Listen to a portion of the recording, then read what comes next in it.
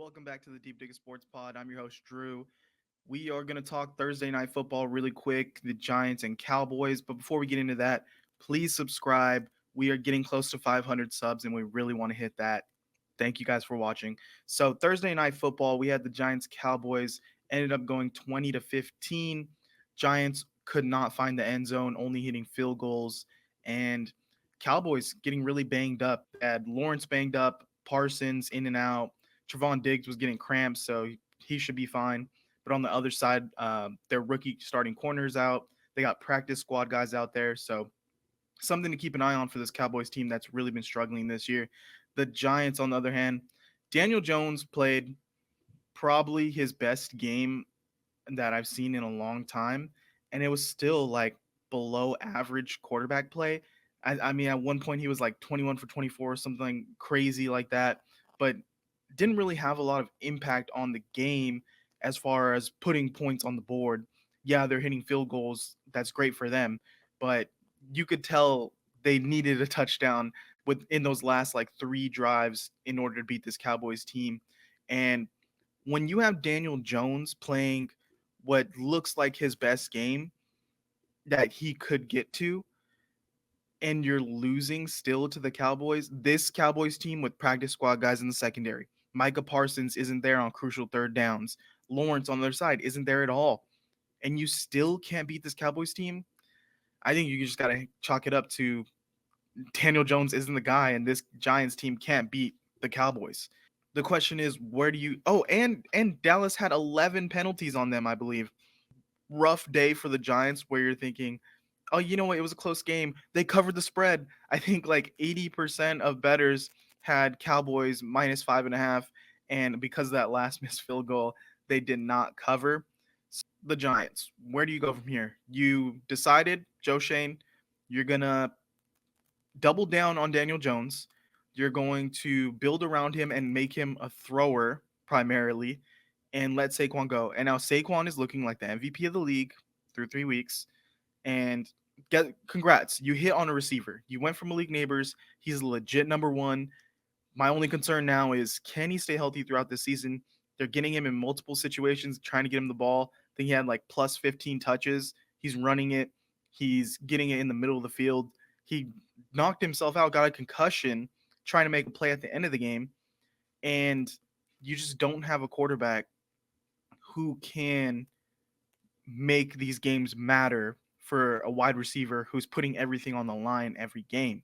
So I would love to see less Neighbors going forward in this season because it's over. You're 1-3. You're not a team that's going to put together a bunch of wins in a row. The defense, I think, should be very upset at the offense today for the Giants because they played their asses off. To only give up 20 points to Dak Prescott and CeeDee Lamb and those guys, really great effort. And then even to force the field goal at the end to give the Giants a chance to come back, really impressive. But at the end of the day, you got to put the ball in the end zone. Yeah, where do you go from here, Giants? Dayball, is he a good coach that's being held back by quarterback play? Is he not able to overcome this? Is Daniel Jones going to be here for another year? Are you able to get rid of him? And then if you think, okay, yeah, Daniel Jones is definitely not going to be here next year, then should Joe Shane be gone? Because he's the guy that kind of hitched his wagon to Daniel Jones and really pushed for no Saquon. This is Daniel Jones' offense. So I just don't see the light at the end of the tunnel for this Giants team. I guess some bright spots are like you have a great left tackle, Andrew Thomas, who played great against Micah Parsons, who, I mean, we saw was banged up, but still. You have the number one weapon, Malik Neighbors. Some of the other guys are starting to perform now that the pressure's off of them of being the guy. Like Wandale Robinson had some good games. And Singletary is a journeyman running back. You need to get a better running back in here. But the quarterback position is where you need to focus in on. And I don't know if they have their first pick, but there's going to be their pick of the litter this upcoming season. And I know I'm kind of shitting on Daniel Jones, but here's why he's not a real franchise quarterback. Yes, they only got the ball with like 35 seconds left, 33 seconds at that final drive, but they did nothing to move the ball. At least a legit quarterback, a competent quarterback would have got them past the 50-yard line, would have got them to like the 40 in place for a Hail Mary. And he throws a near interception for the first one. Under pressure, throws away for the second one. And third one throws a Hail Mary interception with 15 seconds still on the clock. So they had time to get a throw over the middle, spike it, hit a 15-yard out, get out of bounds, and he just did none of that. They went for the touchdown 3 times in a row. So it just is, it's not there mentally. It's not there physically. He's underthrowing balls over the middle. He's underthrowing deep balls that could be touchdowns. It's just all not coming together, despite him going like 29 for 41 and only throwing that last pick. It's just enough to get by to not look terrible, but it's not enough to look good. So Cowboys, I don't think you should feel that great about this win either, but at least you got the win. You're on the board with 2 wins. You know, you toughed it out and you could tell yourselves, listen, we were that banged up and we gutted it out and we won. I mean, what did CeeDee Lamb have this game?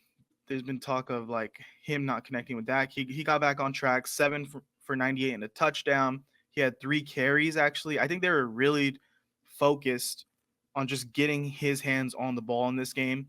And obviously the run game didn't work for him, but it was just let's get him more touches. Let's get him and Dak in rhythm. I really like Jake Ferguson for them. Tolbert made some clutch catches, even though he only had 3. But this was not necessarily the best Dak game, and he still went 22 for 27, 221, and 2 touchdowns.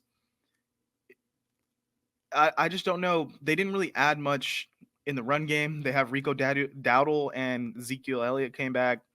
And in the receiving game, Brandon Cooks, I think he got targeted 4 or 5 times, only made 1 catch.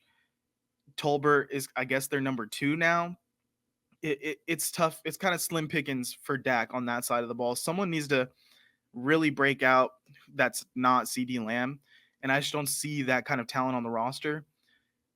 And on the defense side of the ball, this is supposed to be an elite unit, but riddled with injuries in the secondary. If you can't have Parsons going off and Lawrence going off in the ID line, then you really have cause for concern. So this is a bad Giants team. Let's just face it. It's a bad Giants team who has a really good receiver, and the defense played out of their mind in this game. We're going to see how they shake out in the rest of this division because the Eagles, I feel like, are definitely beatable. They're not world beaters here, and the Commanders, I think they're going to be real spotty, hit and miss on games this year. So this division's up for grabs. I definitely think between the Eagles, Cowboys, and Commanders, any of those teams could come out on top. It really depends on, for the Cowboys, the health and the status of that defense, and how much can CeeDee Lamb and Dak carry the offense. For the Commanders, Jaden Daniels, can you stay healthy? Can you keep on developing?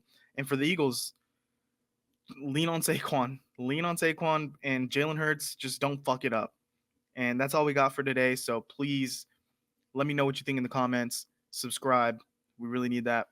And yeah, we'll see you next time.